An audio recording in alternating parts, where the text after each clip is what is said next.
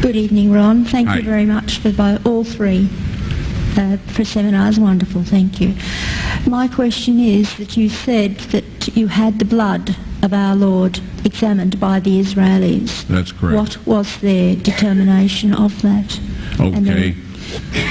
Now, we won't be able to take second questions. I'm sorry if you're on your second one, please just step out. I love you, but we're running out of time. Real quickly, okay. Dried blood is dead blood. Everybody knows that, all right? They can test the blood of the pharaohs, the mummies of the pharaohs, all right? There's certain things they can do.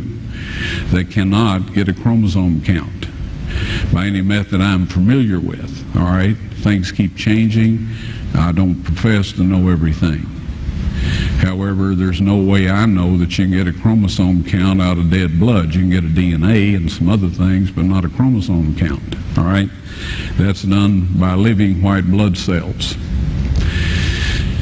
Now then, first of all, in this analysis, I took the blood into a laboratory in Israel. I asked one of the people I work with in antiquities, where is a good laboratory that does reliable work?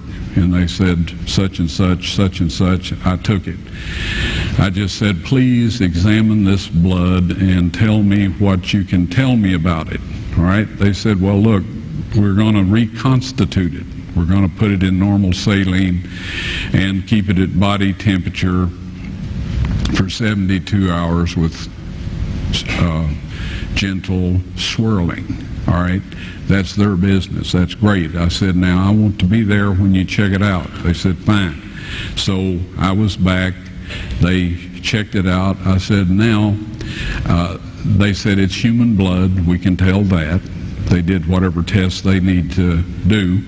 And then I said, take some of the white blood cells and put them in a growth medium and keep them at body temperature for 48 hours. And they said, well, that'll do no good because it's dead blood.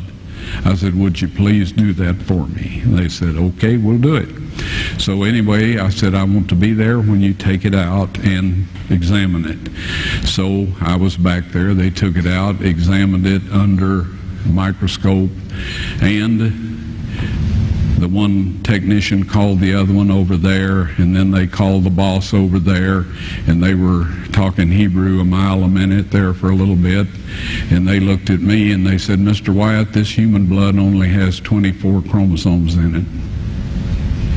Everybody else has 46. You see, 23 from your mother, 23 from your father, 22 autosomes from your mother, 22 autosomes from your father. You get an X from your mother, you may get an X or a Y from your father, all right? This blood had 23 chromosomes from the mother's side, one Y chromosome only.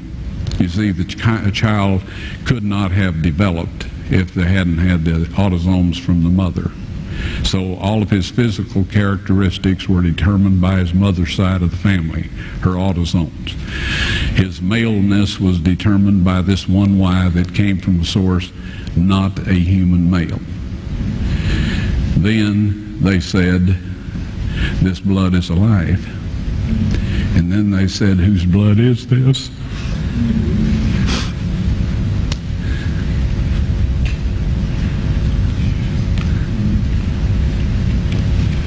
I said, it's the blood of your Messiah.